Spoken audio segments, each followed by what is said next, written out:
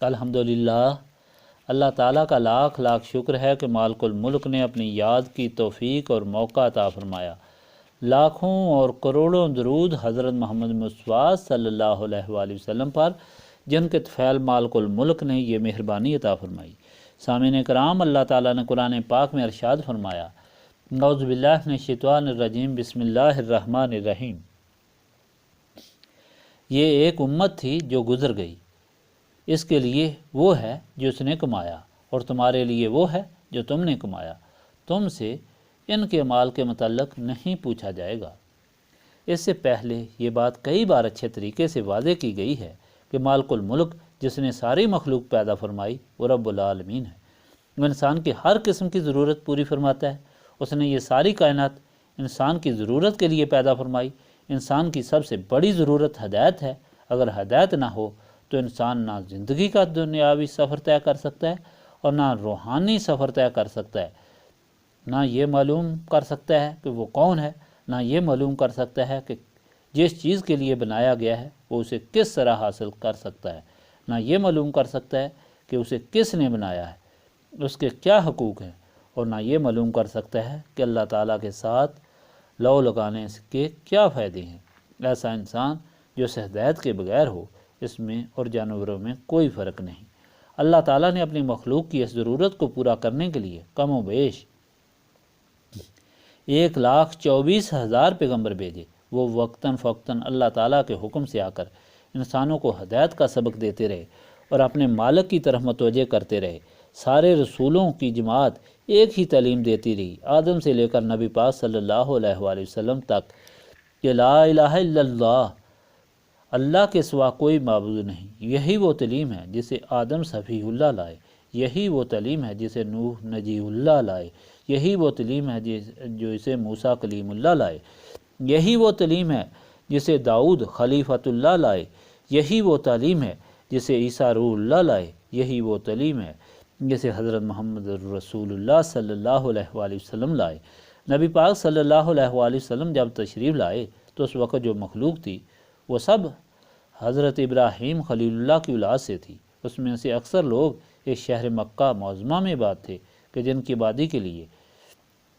جس کے امن کے لیے، جس کے رزق کے لیے، جس کی ہدایت کے لیے حضرت ابراہیم نے دعا کی تھی۔ مدینہ منورہ اور گرد و نواح کے دوسرے شہروں میں بھی حضرت ابراہیم کی وہ اولاد تھی جو حضرت یعقوب کی نسل سے تھی۔ ان ساری مخلوق میں ایک چیز قدر مشترکہ تھی، وہ سارے کے سارے حضرت ابراہیم کی عزت اور عظمت کے قائل تھے۔ جب نبی پاک صلی اللہ علیہ وآلہ وسلم تشریف لائے اس وقت وہ سب گمراہ ہو چکے تھے۔ ہر طرف جہالت اور ظلمت کا دور دورہ تھا، یہاں تک کہ لوگ اپنے ہاتھوں سے اپنی بیٹیوں کو زندہ دفن کرتے تھے۔ بے حیائی کا یہ عالم تھا کہ سوتیلی بیٹیوں سے شادی کرتے تھے یا اپنی سوتیلی ماؤں کو وراثت میں پا کر ان سے شادی کرتے تھے۔ ظلم یہاں تک تھا کہ کوئی اگر آنکھ اٹھاتا تو طاقتور اس کی آنکھ نکال لیتا، زبان کھولتا تو زبان کھینچ لی جاتی۔ ایسی حالت میں جبکہ چاروں طرف انسانیت ظلم و ستم کی بنا پر پسی ہوئی تھی اور چیخ و پکار کر رہی تھی، کوئی داد رس نہیں تھا، کوئی چھڑانے والا نہیں تھا، اللہ تعالیٰ نے اپنی مخلوق پر رحم فرمایا، اپنی مخلوق کے لیے اپنی عادت کے مطابق اور حضرت ابراہیم کی دعا کے مطابق حضرت محمد مصطفیٰ صلی اللہ علیہ وآلہ وسلم کو بھیجا، جنہوں نے لوگوں کو اللہ تعالیٰ کی نشانیاں بتائیں، جنہوں نے لوگوں کو اللہ تعالیٰ کی کتاب پڑھ کر سنائی، جنہوں نے لوگوں کو عقل عطا فرمائی، جنہوں نے لوگوں کو پاک کیا اور پھر اسے اپنے خالق سے ملایا۔ نبی پاک صلی اللہ علیہ وآلہ وسلم جب تشریف لائے تو مخلوق کی یہ حالت دیکھی، آپ صلی اللہ علیہ وآلہ وسلم نے اللہ تعالیٰ کے نشانیاں لوگوں کو بتائیں اور فرمایا کہ لوگو، تم کو اللہ تعالیٰ نے اس لیے پیدا فرمایا ہے کہ تم اس کی عبادت کرو۔ تمہارے آباء و اجداد جن کی تم عزت اور عظمت کرتے ہو وہ بھی تم کو یہی تعلیم دیتے چلے آئے کہ لا الہ الا اللہ، اللہ کے سوا کوئی معبود نہیں۔ اب تم کہاں بھٹک گئے ہو کہ تم نے بتوں کی پرستش شروع کر دی اور اللہ تعالیٰ کی طرف سے منہ موڑ کر دوسری طرف متوجہ ہو گئے ہو۔ دنیاوی اغراض و مقاصد کے لیے تم نے اللہ تعالیٰ کی کتابوں میں، تورات میں، انجیل میں، زبور میں یہاں تک تحریف کر دی کہ انہیں بالکل ہی بدل ڈالا، اور وہ تعلیم کہاں گئی کہ جس میں یہ حکم تھا کہ اللہ تعالیٰ کے سوا کوئی معبود نہیں، خدا کسی کا بیٹا نہیں، نہ کوئی اس کا بیٹا ہے، وہ اولاد سے پاک ہے۔ تم نے عزیر کو اللہ تعالیٰ کا بیٹا بنا دیا، عیسیٰ کو اللہ تعالیٰ کا بیٹا بنا دیا، اور اپنے ہاتھوں سے بت بنا کر ان کی پرستش شروع کر دی۔ کعبہ جو عبادت اور توحید کا مرکز تھا، پاکیزگی کا مرکز تھا، وہاں تم نے تالیاں بجانا شروع کی، ننگے ہو کر طواف شروع کر دیا۔ تم گمراہی میں بہت دور چلے گئے ہو۔ تمہارا انجام وہ ہوگا جو سمود کی قوم کا ہوا، جو لوط کی قوم کا ہوا، جو عاد کی قوم کا ہوا۔ تمہاری بستیاں الٹ دی جائیں گی، تم دنیا اور آخرت میں ذلیل و خوار ہوگے۔ اگر نجات چاہتے ہو تو صرف ایک ہی طریقہ ہے کہ اس مالک اور خالق کی طرف متوجہ ہو جس نے تمہیں پیدا کیا اور تمہاری ضرورت کو پورا کرنے کے لیے ساری کائنات پیدا فرمائی۔ ایک دن ایسا آنے والا ہے کہ تم نے اس کے سامنے حساب دینا ہے۔ مشرکین مکہ نے یہ اعتراض کیا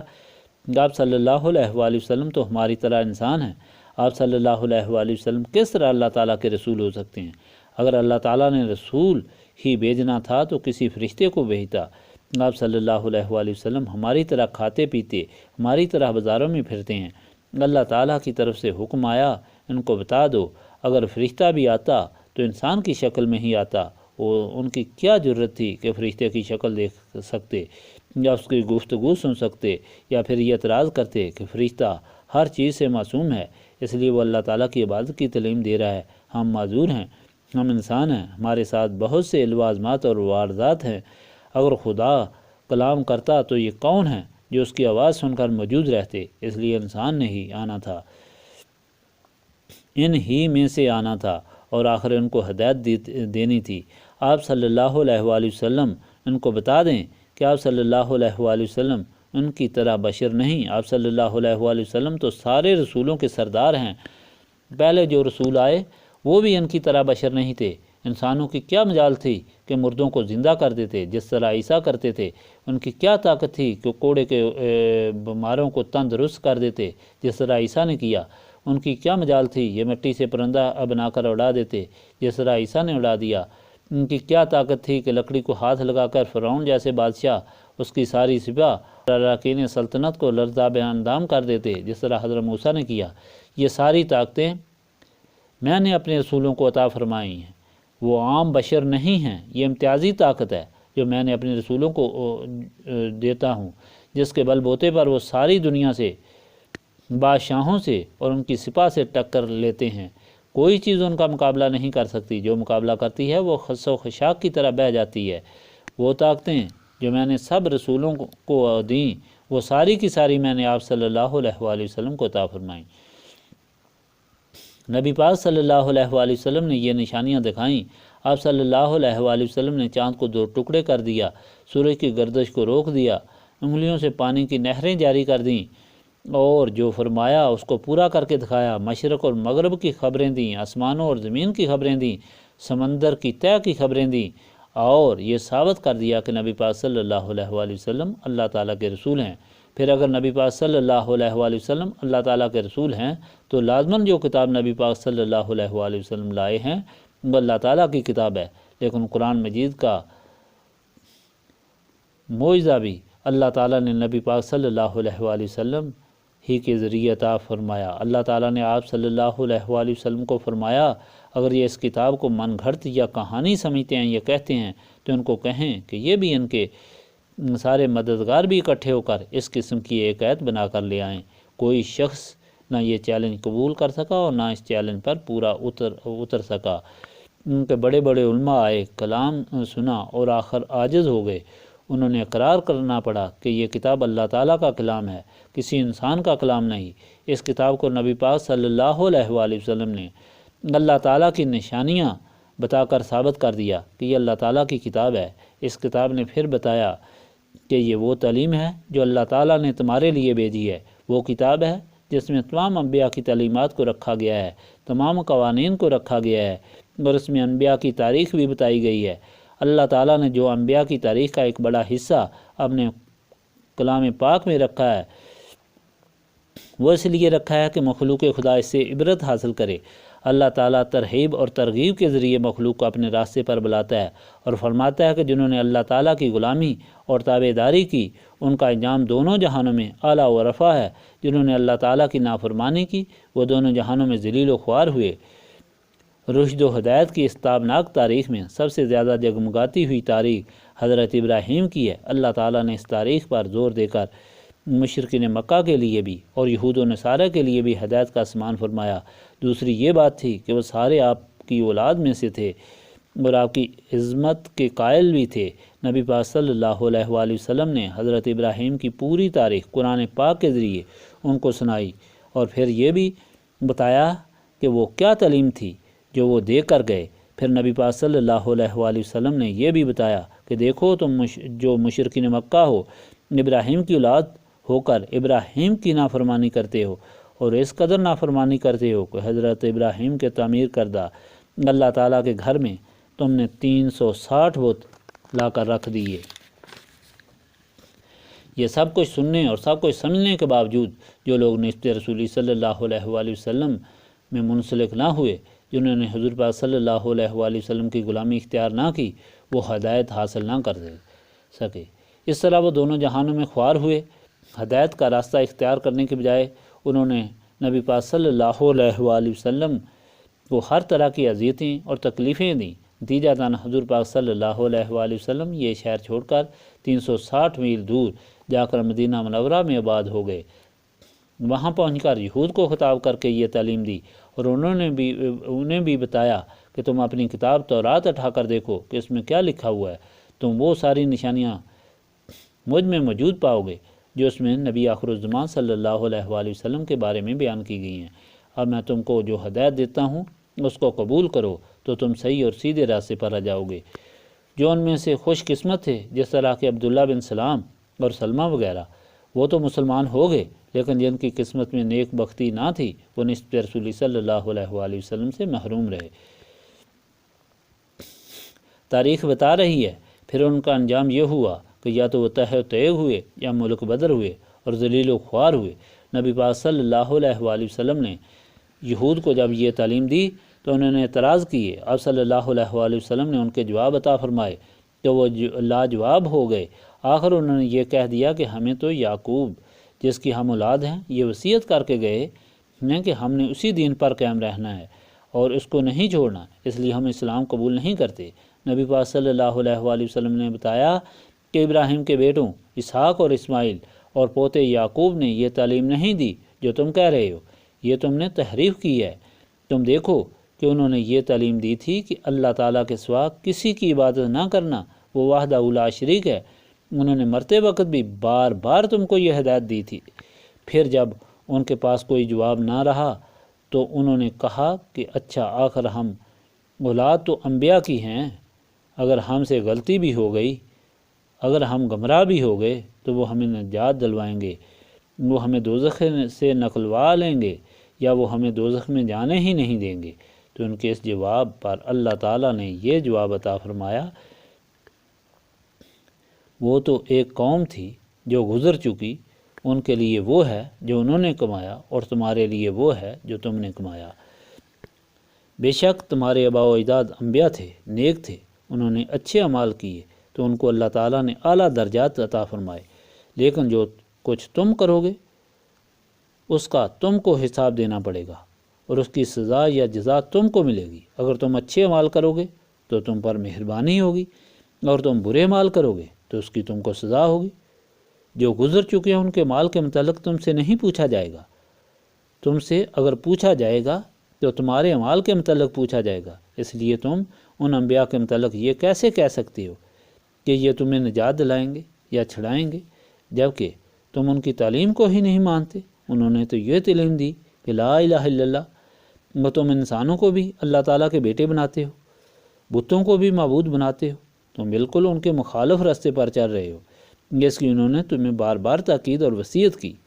اس کے مطابق تم ان کا حکم نہیں مانا تو وہ تمہاری سفارش کس طرح کریں گے؟ شفاعت تو اس کی ہو سکتی ہے جو اپنے ہادی کا حکم ماننے والے ہوتے ہیں، اپنے ہادی کی غلامی اختیار کرنے والے ہوتے ہیں، جس طرح حضرت محمد مصطفیٰ صلی اللہ علیہ وآلہ وسلم کے غلام صحابہ کرام یا دوسرے غلام ہیں جو اللہ تعالیٰ کے اور اس کے رسول صلی اللہ علیہ وآلہ وسلم کو مانتے ہیں اور نسبت رسولی صلی اللہ علیہ وآلہ وسلم اختیار کرتے ہیں، ان کے لیے تو نبی پاک صلی اللہ علیہ وآلہ وسلم کی شفاعت یقینی اور لازمی ہے، اس لیے کہ رسول پاک صلی اللہ علیہ وآلہ وسلم کے جو غلام تھے انہوں نے رسول پاک صلی اللہ علیہ وآلہ وسلم پر اپنا سب کچھ قربان کر دیا، رسول پاک صلی اللہ علیہ وآلہ وسلم کی محبت میں ہی اپنی زندگیاں گزاریں، اپنے وطن چھوڑے، ماں باپ چھوڑے، اولادیں چھوڑیں، جائیدادیں چھوڑیں، ہر چیز کی قربانی دی۔ یہ لوگ شفاعت کے حقدار ہیں۔ وہ لوگ شفاعت کے حقدار نہیں ہوتے جو اپنے ہادی کی رسول صلی اللہ علیہ وآلہ وسلم کی تابعداری نہ کریں، نافرمانی کریں، بلکہ وہ لوگ تو شفاعت سے محروم ہوتے ہیں۔ نبی پاک صلی اللہ علیہ وآلہ وسلم نے اسی سلسلہ میں اعمال کے متعلق ہی فرمایا۔ ایک دن صحابہ کرام بیٹھے ہوئے تھے، حضور پاک صلی اللہ علیہ وآلہ وسلم تشریف لائے اور فرمایا کہ میں نے گزشتہ رات ایک عجیب خواب دیکھا ہے۔ صحابہ کرام نے عرض کی، یا رسول اللہ صلی اللہ علیہ وآلہ وسلم کیا خواب دیکھا ہے؟ فرمایا کہ میں نے یہ خواب دیکھا ہے کہ حضرت اسرائیل ایک آدمی کی روح نکالنے کے لیے آئے ہیں، اور جب اس کے قریب آئے تو دیکھا کہ وہ شخص تو وہ ہے جو اپنے ماں باپ کا فرما بردار ہے۔ حضرت اسرائیل نے اسے مہلت دے دی۔ پھر میں نے خواب میں دیکھا کہ ایک شخص جس پر عذاب قبر ہونے والا ہے تو اس کا وضو انسان کی شکل بن کر فوراً آ گیا، چونکہ وہ ہمیشہ ہر وقت باوضو رہتا تھا، اور اس وضو نے اسے قبر کے عذاب سے چھڑا دیا۔ پھر میں نے خواب میں دیکھا کہ ایک شخص ہے جس کے چاروں طرف اندھیرا ہی اندھیرا ہے۔ میں نے دیکھا کہ کوئی شخص آیا اور اس نے اسے اس اندھیرے سے نکال لیا اور اسے روشنی میں لے گیا۔ وہ اس کا حج اور عمرہ تھا۔ میں نے دیکھا کہ ایک شخص ہے کہ جس پر آگ آ رہی ہے، اسے لپٹ رہی ہے اور اس کو ہاتھ مار مار کر دور کر رہا ہے، کبھی اس کے منہ پر چڑھ رہی ہے، کبھی اس کے دل پر چڑھتی آ رہی ہے، اور وہ اسے دور کر رہا ہے اور اسے چھٹکارا حاصل نہیں ہو رہا۔ تو فوراً ایک شخص آیا جس نے اسے آگ سے نکال کر اس کے اوپر چاروں طرف چھتری بنا دی۔ وہ اس کا صدقہ تھا جو وہ اللہ تعالیٰ کے راستے میں خرچ کیا کرتا تھا۔ اس طرح میں نے دیکھا ایک شخص ہے جو پل صراط پر چپکا ہوا ہے اور نیچے گرنے والا ہے، بڑی کوشش کر رہا ہے، کسی صورت اس کو نجات نہیں مل رہی۔ پھر کوئی شخص آتا ہے اور اسے پل صراط سے گزار دیتا ہے۔ پتہ چلتا ہے کہ یہ اس کی نماز تھی جو وہ پڑھتا تھا۔ اس طرح میں نے دیکھا کہ ایک آدمی ہے جو بہشت کے دروازے پر پہنچ گیا اور بہشت کا دروازہ بند ہے، وہ اندر نہیں جا سکتا اور اسے کوئی اندر نہیں جانے دیتا۔ تو کلمہ شہادت آ جاتا ہے جو اس نے اپنی زندگی میں پڑھا تھا، وہ اسے پکڑ کر بہشت کے اندر داخل کر دیتا ہے۔ اس طرح میں نے دیکھا کہ ایک آدمی ہے جس کے مال کو تولا جا رہا ہے اور اس کے نیک مال کا پلڑا اونچا ہو گیا ہے اور گناہوں والا نیچے چلا گیا ہے، تو اس کی وہ اولاد آ جاتی ہے جو بچپن میں فوت ہو گئی، تو وہ آ کر اس کے نیکیوں والے پلڑے میں بیٹھ جاتی ہے، تو وہ پلڑا بھاری ہو جاتا ہے اور نیچے ہو جاتا ہے، تو وہ جنت میں چلا جاتا ہے۔ فرمایا اسی طرح میں نے دیکھا کہ آدمی ہے جو بہت پیاسا ہے اور پانی کی بہت تلاش کر رہا ہے، میرے حوض کوثر پانے کی کوشش کر رہا ہے، لیکن لوگ اسے دھکے دے کر پیچھے کر رہے ہیں۔ فوراً اس کا روزہ آ جاتا ہے جو اس نے اللہ تعالیٰ کی رضا کے لیے رکھا، وہ اسے پکڑ کر حوض کوثر پر لے آتا ہے اور اسے شراب طہورہ پلاتا ہے، جیسے وہ ہمیشہ کے لیے مسرور اور محفوظ ہو جاتا ہے اور سیراب ہو جاتا ہے۔ فرمایا کہ یاد رکھو تم بہشت میں اس وقت داخل ہوگے جب اخلاص کے ساتھ کلمہ شہادت پڑھو گے، اللہ تعالیٰ کی گواہی دو گے، اللہ تعالیٰ کے سوا کوئی عبادت کے لائق نہیں، اور نبی پاک صلی اللہ علیہ وآلہ وسلم اس کے آخری رسول ہیں۔ صحابہ کرام نے عرض کی، یا رسول اللہ صلی اللہ علیہ وآلہ وسلم اخلاص کیا ہے جس کے ساتھ ہم کلمہ پڑھیں؟ فرمایا گیا اخلاص یہ ہے کہ جن باتوں سے اللہ تعالیٰ نے منع فرمایا ہے ان سے تم باز رہو، ایسا نہ ہو کہ جن باتوں سے اللہ تعالیٰ نے منع فرمایا وہ باتیں تم کرو، تو پھر اخلاص نہیں ہوگا۔ سامعین کرام، اللہ تعالیٰ کا یہ حکم سنانے کے بعد، نبی پاک صلی اللہ علیہ وآلہ وسلم کی یہ حدیث سنانے کے بعد بات بہت واضح ہو جاتی ہے، اور شاید آپ کی سمجھ میں بھی آ گئی ہو کہ اعمال ہی وہ چیز ہے جو اللہ تعالیٰ کی بارگاہ میں قبول ہیں۔ اگر کوئی یہ کہے کہ میں ولی کا بیٹا ہوں، پیغمبر کا بیٹا ہوں،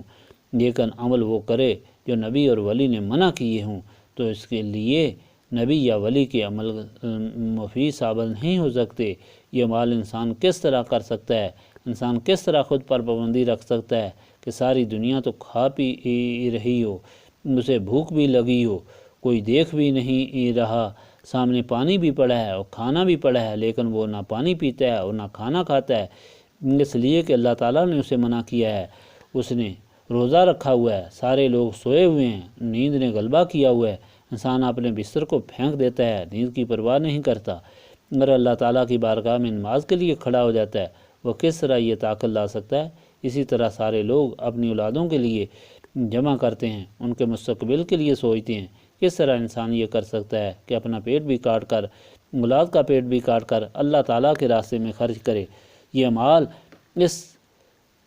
اس طرح کے دوسرے نیک اعمال جو اللہ تعالیٰ کی بارگاہ میں قبول ہوں گے، جو نجات کا ذریعہ ہوں گے، ان اعمال کے کرنے کی صرف ان لوگوں کو ہی توفیق ہوگی جن کے دلوں میں ایک ایسی طاقت ہو